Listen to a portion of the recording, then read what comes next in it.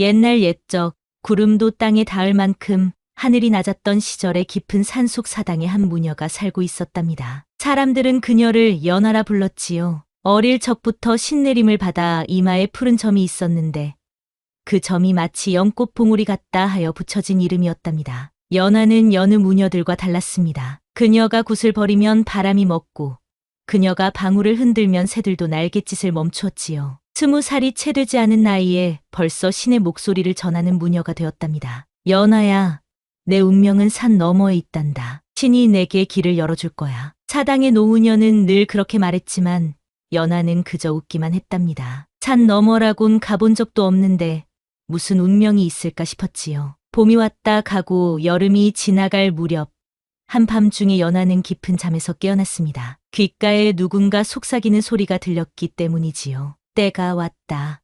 때가 왔다. 잠에서 깬 연하는 홀린 듯 방 밖으로 나왔습니다. 달빛이 환하게 내리쬐는 마당에 서서 눈을 감고 몸을 흔들기 시작했지요. 그녀의 몸이 저절로 춤을 추기 시작했고 입에서는 알 수 없는 말들이 흘러나왔답니다.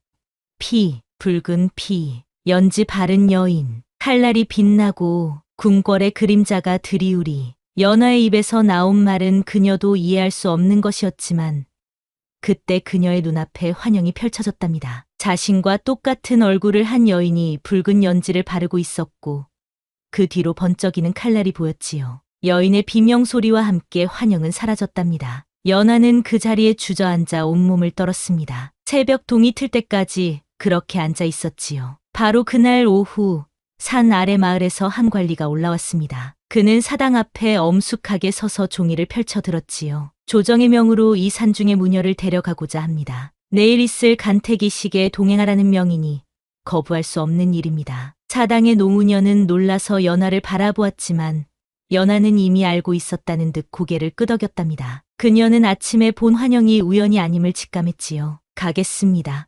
연하가 담담하게 대답했습니다. 신의 뜻이라면 따를 수밖에 없지요. 그날 밤 연하는 처음으로 산을 내려갔습니다. 평생 산속에서만 살았던 그녀에게 바깥 세상은 너무나 낯설고 두려웠지만 그녀는 마음을 다잡고 말을 탔답니다. 말은 밤새 달려 아침이 되자 커다란 성벽 앞에 도착했지요. 저기가 궁이옵니다. 관리가 말했습니다. 무녀님은 안에 들어가시면 대비마마를 뵙게 될 것입니다. 궁궐은 연하가 상상했던 것보다 훨씬 크고 화려했습니다. 붉은 기둥과 푸른 지붕이 하늘을 찌를 듯했고 금빛 장식들이 눈부시게 빛났지요. 연하는 두려움을 감추고 관리를 따라 안으로 들어갔답니다. 궁궐 안은 바깥과는 다른 세계였습니다. 화려한 비단옷을 입은 여인들이 오가고 엄숙한 얼굴의 신하들이 분주하게 움직이는 모습이 보였지요. 연하는 그 중심에 서서 자신의 허름한 무녀 복장이 부끄러웠습니다. 이쪽입니다.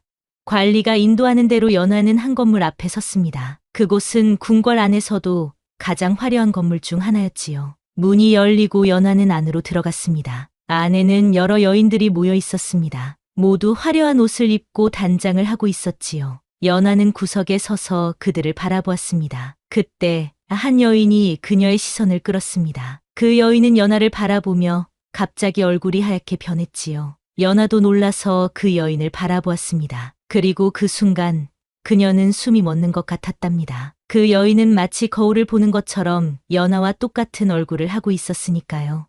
내가 어떻게 여인이 떨리는 목소리로 말했습니다. 그러나 대화는 거기서 끝났습니다. 문이 열리고 위험 있는 모습의 노부인이 들어왔기 때문이지요. 모든 여인들이 고개를 숙이고 절을 했답니다. 대비마마께서 오셨습니다. 누군가 작게 속삭였습니다. 대비는 방 안을 천천히 둘러보다가 연하를 발견했습니다. 그녀의 눈이 커지더니 몇 걸음 다가와 연하의 얼굴을 자세히 살폈지요. 신이 널 보냈구나. 대비가 작게 중얼거렸습니다. 그리고는 큰 소리로 말했지요. 모두 나가거라. 이 무녀만 남아라. 여인들은 놀란 표정으로 방을 나갔습니다. 연하와 똑같은 얼굴을 한 여인도 떨리는 발걸음으로 문 밖으로 나갔지요. 방에는 연하와 대비만 남았습니다. 대비는 연하를 한참 바라보다가 입을 열었답니다. 내가 누구인지 알고 있느냐? 연하는 고개를 저었습니다. 저는 산속 사당의 무녀일 뿐입니다. 대비는 한숨을 쉬었습니다. 오늘 간택이식이 있다. 왕에게 바칠 왕비를 고르는 날이지. 그런데 내가 오다니. 그때 밖에서 비명소리가 들렸습니다. 연하와 대비는 놀라서 밖으로 뛰쳐나갔지요. 그곳에는 한 여인이 쓰러져 있었습니다. 바로 연하와 똑같은 얼굴을 한 그 여인이었지요. 죽었습니다. 시녀가 떨리는 목소리로 말했습니다. 갑자기 쓰러지셨어요. 대비는 차갑게 표정을 굳혔습니다. 그리고 연하를 돌아보며 말했지요. 이 사실을 아무에게도 말하지 말거라. 너는 이 자리를 맡기 위해 보내진 자다. 연하는 혼란스러웠습니다. 무슨 말씀이신지. 내가 그 아이를 대신해 왕비가 되어야 한다. 대비가 단호하게 말했습니다. 그것이 신의 뜻이다. 연하는 도망치고 싶었습니다. 이건 분명 잘못된 일이었지요. 그녀는 무녀일 뿐 왕비가 될 수 없었습니다. 그날 밤 그녀는 몰래 방을 빠져나왔습니다. 어디로 가시는 거예요? 복도에서 한 궁녀가 연하를 발견했지요. 연하는 멈칫했지만 이내 마음을 다잡고 대답했습니다. 잠시 바람을 쐬러 나왔소이다. 궁녀는 고개를 끄덕이고 자리를 비켜주었습니다. 연하는 빠르게 걸음을 옮겼지요. 그러나 그녀는 궁궐이 얼마나 넓은지 몰랐습니다. 방향을 잃고 헤매다 한마당에 도착했을 때 그녀는 그 자리에 얼어붙었답니다. 달빛 아래 하얀 천으로 덮인 무언가가 있었습니다. 연하는 떨리는 손으로 그 천을 살짝 들어 올렸지요. 그리고 그녀는 자신과 똑같은 얼굴을 한 여인의 시신을 보았답니다. 아! 연하는 숨을 들이켰습니다. 도망치려 했구나. 연하는 놀라서 돌아보았습니다. 대비가 그녀를 바라보고 있었지요. 이 자리는 누가 차지하든 죽음 위에 서는 자리다. 대비가 말했습니다. 내가 도망치면 다른 누군가가 죽을 것이다. 그것이 신의 뜻이냐? 연하는 몸을 떨었습니다. 자신이 무엇을 해야 할지 혼란스러웠지요. 그때 대비의 눈에서 눈물이 흘러내렸습니다. 제발 내가 왕비가 되어야 한다. 그것만이 이 죽음의 고리를 끊을 수 있다. 연하는 시신을 다시 바라보았습니다. 그리고 문득 그날 아침 본 환영이 떠올랐지요. 자신과 똑같은 얼굴을 한 여인이 칼날을 맞는 모습. 이미 운명이 정해져 있었던 것일까요? 알겠습니다. 연하가 마침내 입을 열었습니다. 제가 가마에 오르겠습니다. 다음 날 궁궐은 혼례 준비로 분주했습니다. 연하는 화려한 혼례복으로 갈아입었지요. 붉은 치마와 푸른 저고리, 그리고 금빛 장신구들. 그녀는 거울 앞에 서서 자신의 모습을 바라보았습니다. 이게 정말 나인가?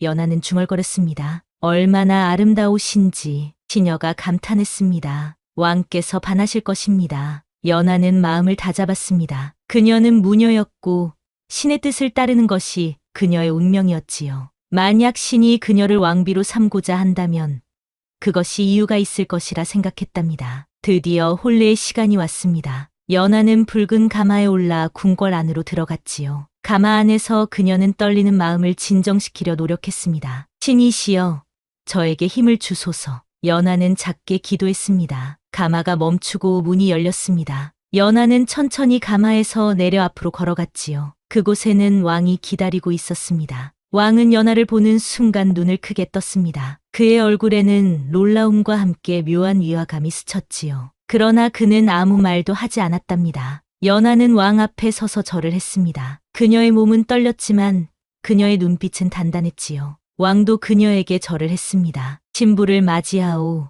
왕이 말했습니다. 혼례식은 엄숙하게 진행되었습니다. 연하와 왕은 하늘과 땅, 그리고 조상들에게 맹세를 했지요. 그들은 술잔을 나누고 함께 절을 했답니다. 그날 밤 연하는 처음으로 왕과 마주 앉았습니다. 둘 사이에는 묘한 침묵이 흘렀지요. 그대는 내가 생각했던 것과는 다르군. 왕이 먼저 입을 열었습니다. 연하는 조심스럽게 대답했습니다. 어떤 점이 다르신지요? 눈빛이. 왕이 말했습니다. 더 깊고 강하다. 연하는 고개를 숙였습니다. 그녀는 자신의 정체가 들통날까 두려웠지요. 그러나 그때 그녀의 내면에서 목소리가 들려왔습니다. 넌 선택된 자다. 숨지 말거라. 연하는 천천히 고개를 들었습니다. 그리고 왕의 눈을 똑바로 바라보았지요. 전 그저 폐하를 섬기려 왔을 뿐입니다. 왕은 고개를 끄덕였습니다. 그리고 그날 밤 그들은 더 이상 말을 나누지 않았답니다. 날이 흐를수록 연하는 궁궐 생활에 조금씩 적응해갔습니다. 아침에는 대비께 문안을 드리고 낮에는 왕비의 직무를 수행했지요. 그러나 그녀의 마음 한편에는 항상 무녀로서의 감각이 살아있었답니다. 무언가 이상해. 연하는 종종 궁궐 안에서 이상한 기운을 느꼈습니다. 마치 누군가가 그녀를 지켜보는 것처럼 또는 무언가 불길한 일이 일어날 것처럼 느껴졌지요. 왕비마마, 오늘 저녁에 폐하께서 찾아오신다고 하셨습니다. 시녀가 전했습니다. 연하는 놀랐습니다. 왕은 혼례식 이후 그녀를 거의 찾지 않았기 때문이지요. 그녀는 마음을 가다듬고 준비했답니다. 저녁이 되자 왕이 찾아왔습니다. 그는 연하를 보고 미소를 지었지요. 그대는 어떻게 지내오? 왕이 물었습니다. 잘 지내고 있습니다, 폐하. 연하가 대답했습니다. 왕은 고개를 끄덕였습니다. 그리고 잠시 침묵 후에 말을 이었지요. 내 동생이 병을 앓고 있다오. 연하는 귀를 기울였습니다. 왕의 동생이라 그녀는 아직 만나보지 못했지요. 어떤 병인지요? 연하가 물었습니다. 밤마다 악몽에 시달린다오. 의원들도 손을 쓰지 못하고 있지. 연하는 순간 긴장했습니다. 악몽은 종종 영혼의 병이었고 그것은 무녀가 다룰 수 있는 영역이었지요. 그러나 그녀는 지금 왕비였고 무녀의 일을 할 수 없었습니다. 참 안타깝습니다. 연하는 조심스럽게 말했습니다. 왕은 그녀를 한참 바라보았습니다. 그리고 문득 물었지요. 그대는 혹시 무속에 대해 알고 있소? 연하는 가슴이 쿵쾅거렸습니다. 왕이 그녀의 정체를 알고 있는 것일까요? 그녀는 침착하게 대답했답니다.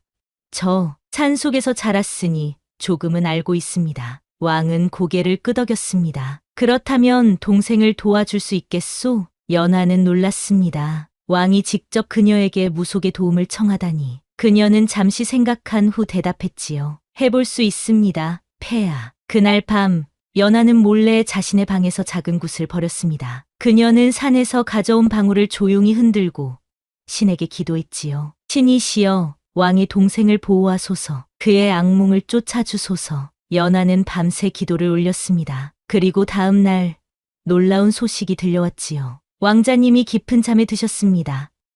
몇 달 만에 처음으로 악몽 없이 주무셨다고 해요. 연하는 안도의 한숨을 내쉬었습니다. 그녀의 기도가 통한 것이지요. 그러나 그녀는 조심해야 했습니다. 만약 그녀가 무녀라는 사실이 알려진다면 큰 문제가 될 수 있었으니까요. 그러나 그녀의 걱정과는 달리 왕은 다음 날 그녀를 찾아와 고마움을 표했습니다. 그대 덕분에 내 동생이 건강을 되찾았소. 감사하오.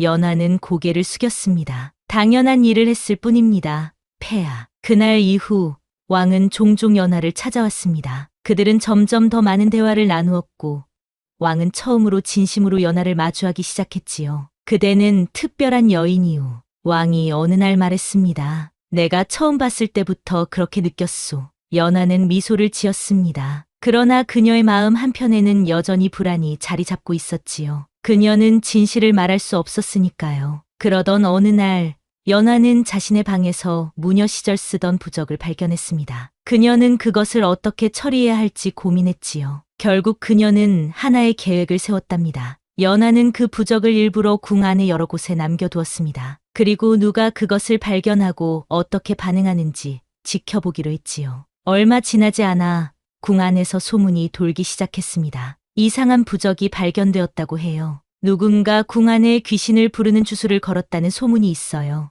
연하는 그 소문을 듣고 누가 가장 민감하게 반응하는지 지켜보았습니다. 그리고 그녀는 한 대신이 특히 그 소문에 예민하게 반응하는 것을 발견했지요. 왕비는 무당이다. 그 말은 곧 대비의 귀에까지 들어갔습니다. 대비는 연하를 불러 물었지요. 내가 무녀라는 소문이 돌고 있다. 사실이냐? 연하는 솔직하게 대답했습니다. 네, 대비마마.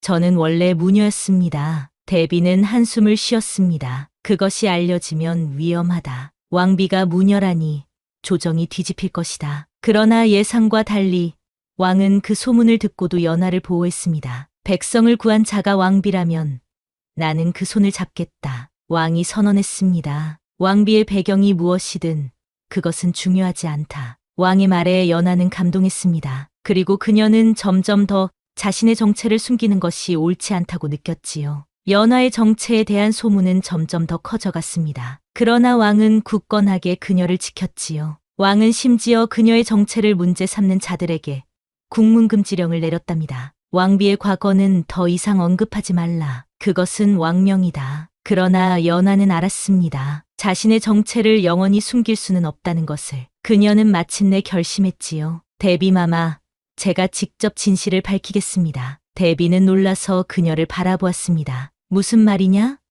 그러면 내가 위험해질 것이다. 연하는 미소를 지었습니다. 신이 저를 보호할 것입니다. 제가 이 자리에 있는 이유가 있을 테니까요. 그날 밤, 연하는 자신의 방에서 큰 굿을 벌였습니다. 그녀는 무녀 복장을 입고 방울을 흔들며 신을 불렀지요. 신이시여, 제게 진실을 보여주소서. 제가 왜 여기에 있는지, 제가 누구인지 알려주소서. 그때 갑자기 방 안에 바람이 불었습니다. 촛불이 흔들리고 방울 소리가 더욱 커졌지요. 연하는 몸을 흔들며 춤을 추기 시작했습니다. 그리고 그 순간 그녀의 눈앞에 과거의 장면들이 펼쳐졌답니다. 어린 연하가 궁궐에서 태어나는 모습, 왕의 이복 누이로 태어났지만 정치적 이유로 버려지는 모습, 산속 사당으로 흘러들어 무녀가 되는 모습. 연하는 충격에 휩싸였습니다. 그녀는 왕의 이복 누이였던 것이지요. 그것이 그녀와 죽은 여인이 똑같은 얼굴을 한 이유였습니다. 그들은 쌍둥이였던 것이지요. 연하는 그 자리에 주저앉았습니다. 그녀의 눈에서는 눈물이 흘러내렸답니다. 모든 것이 이해가 되었지요. 데비가 그녀를 처음 봤을 때 왜 그렇게 놀랐는지, 왜 그녀에게 신이 널 보냈구나라고 말했는지. 그날 밤, 연하는 잠을 이루지 못했습니다. 그녀는 아침이 밝자마자 데비를 찾아갔지요. 데비마마. 연하가 떨리는 목소리로 말했습니다. 제가 누구인지 알게 되었습니다. 데비는 조용히 그녀를 바라보았습니다. 그리고 천천히 고개를 끄덕였지요. 그래, 난 처음부터 알고 있었다. 데비가 말했습니다. 내가 돌아오리라는 걸. 연하는 물었습니다. 제 자매는 왜 죽었습니까? 데비의 눈에 눈물이 고였습니다. 그 아이는 독을 마셨다. 스스로 목숨을 끊은 거야. 간택에 선택되는 것이 두려웠던 거지. 연하는 가슴이 아팠습니다. 그녀의 자매가 그런 선택을 할 만큼 고통받았다니. 그녀는 자매를 위해 기도했지요. 데비마마께서는 신이 저를 보냈다고 생각하시나요? 데비는 미소를 지었습니다. 그렇다. 신이 궁을 다시 살리기 위해 널 보냈다고 믿는다. 내가 아니면 이 죽음의 고리를 끊을 수 없을 거야. 연하는 결심했습니다. 그녀는 더 이상 숨지 않을 것이었지요. 그녀는 무녀이자 왕의 이복 누이였고 이제는 왕비였습니다. 그리고 그 모든 정체성을 받아들일 준비가 되어 있었답니다. 그날 오후 연하는 왕을 찾아갔습니다. 그리고 그에게 모든 진실을 말했지요. 폐하, 저는 무녀입니다. 그리고 폐하의 이복 누이이기도 합니다. 왕은 충격에 빠졌습니다. 그는 오랫동안 말을 잇지 못했지요. 그리고 마침내 입을 열었답니다. 내 누이가 살아있었단 말이오? 연하는 고개를 끄덕였습니다. 제가 어릴 때 버려졌고 산속 사당에서 자랐습니다. 그리고 이제 돌아왔습니다. 왕은 깊은 생각에 잠겼습니다. 그리고 천천히 그녀에게 다가와 손을 잡았지요. 그대가 내 누이라면 우리의 혼인은. 연하는 고개를 저었습니다. 우리는 피를 나눴지만 저는 이미 왕비로서의 책임을 다할 것입니다. 그것이 신의 뜻이라면. 왕은 한참을 생각했습니다. 그리고 마침내 결정을 내렸지요. 나는 그대를 형제로서 사랑할 것이오. 그리고 왕비로서 존중할 것이오. 그대의 무녀로서의 능력도 인정하오. 연하는 안도했습니다. 왕이 그녀를 받아들였다는 것에 감사했지요. 그러나 아직 한 가지 일이 남아 있었습니다. 연하는 백성들 앞에 자신의 정체를 드러내기로 결심했습니다. 그녀는 대전에서 무녀 복장을 입고 나타났지요. 백성들은 놀라서 웅성거렸습니다. 저는 왕비입니다. 연하가 큰 소리로 말했습니다. 그러나 신의 뜻도 거역하지 않습니다. 저는 무녀로서 신의 목소리를 듣고 왕비로서 백성의 목소리를 듣겠습니다. 백성들은 처음에는 혼란스러워했습니다. 그러나 그들은 곧 연하의 진심을 느꼈지요. 그녀는 방울을 흔들며 춤을 추기 시작했습니다. 그 모습은 신성하면서도 아름다웠답니다. 신께서 이 나라에 평화를 주소서, 백성들에게 풍요를 주소서. 연하의 기도에 모두가 감동했습니다. 그들은 그녀의 무녀로서의 신기와 왕비로서의 위엄을 동시에 느꼈지요. 연하의 즉위를 당연히 여기게 되었답니다. 왕은 그날 선언했습니다. 왕비는 이제부터 무녀로서의 역할도 수행할 것이오. 그것이 신의 뜻이라면 우리는 그 뜻을 따르겠소. 연하는 감사했습니다. 그녀는 더 이상 자신의 정체를 숨기지 않아도 되었지요. 그녀는 무녀의 손으로 부적 대신 어보를 쥐게 되었고 왕비로서 나라의 정실 자리에 섰답니다. 그러나 아직 한 가지 문제가 남아 있었습니다. 연하와 똑같은 얼굴을 한 여인이 죽은 이유에 대해 대비는 그녀가 스스로 목숨을 끊었다고 했지만 연하는 그 말을 온전히 믿지 못했지요. 그날 아침 본 환영에서 칼날이 빛나는 모습이 떠올랐기 때문입니다. 연하는 몰래 조사를 시작했습니다. 그녀는 자신의 무녀 능력을 사용해 죽은 자매의 영혼을 부르기도 했지요. 그러나 영혼은 나타나지 않았답니다. 이상하다. 연하는 중얼거렸습니다. 죽은 지 얼마 되지 않았는데 영혼을 부를 수 없다니. 어느 날 밤, 연하는 꿈을 꾸었습니다. 꿈에서 그녀의 자매가 나타나 무언가를 가리키고 있었지요. 그것은 궁궐의 한 건물이었습니다. 다음 날, 연하는 그 건물을 찾아갔습니다. 그곳은 오래된 창고였지요. 아무도 찾지 않는 곳이었습니다. 연하는 조심스럽게 안으로 들어갔습니다. 그리고 먼지 쌓인 상자들 사이에서 한 작은 상자를 발견했지요. 그녀는 떨리는 손으로 그 상자를 열었습니다. 안에는 편지 한 장이 들어 있었습니다. 편지는 그녀의 자매가 쓴 것이었지요. 누군가 나를 죽이려 한다. 나는 간택에 선택되지 않기를 바랐지만 대비마마께서는 내가 꼭 왕비가 되어야 한다고 하셨다. 나는 두렵다.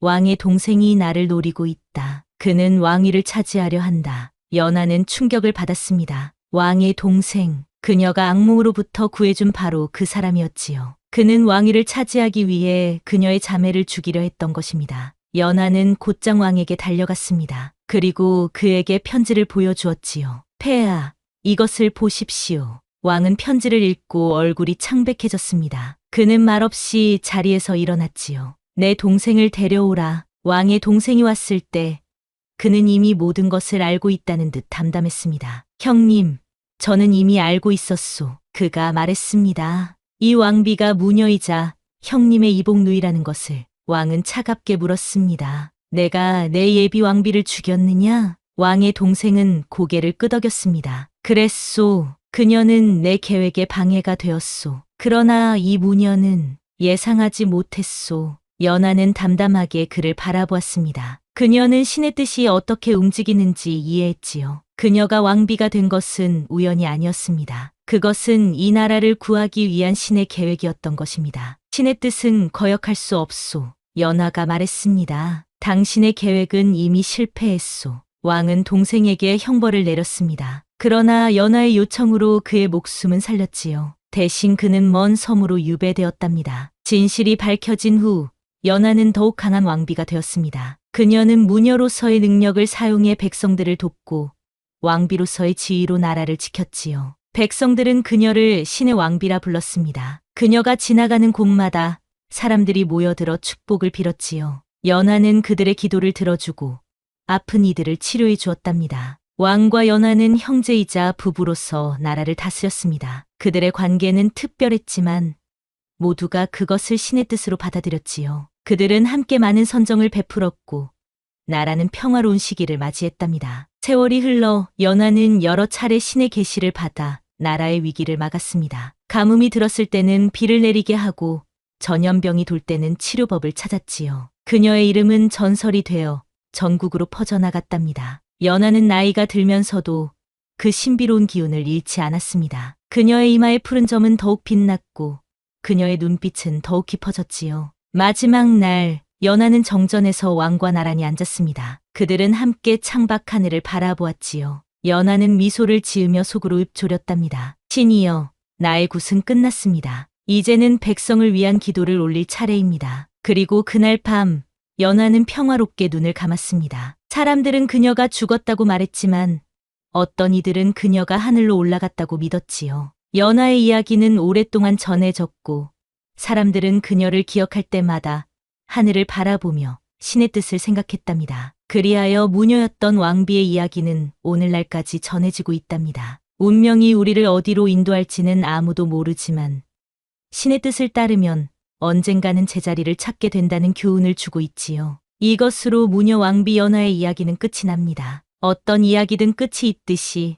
세상의 모든 것에는 시작과 끝이 있는 법이랍니다. 그러나 연하의 정신은 오늘날까지 이어져 우리에게 용기와 지혜를 전해주고 있답니다. 여러분도 언젠가 깊은 산속에서 방울소리가 들리면 그것은 어쩌면 무녀 왕비 연화의 영혼이 여러분을 부르는 소리일지도 모르지요. 그럼 안녕히 계세요. 다음 이야기에서 또 만나요.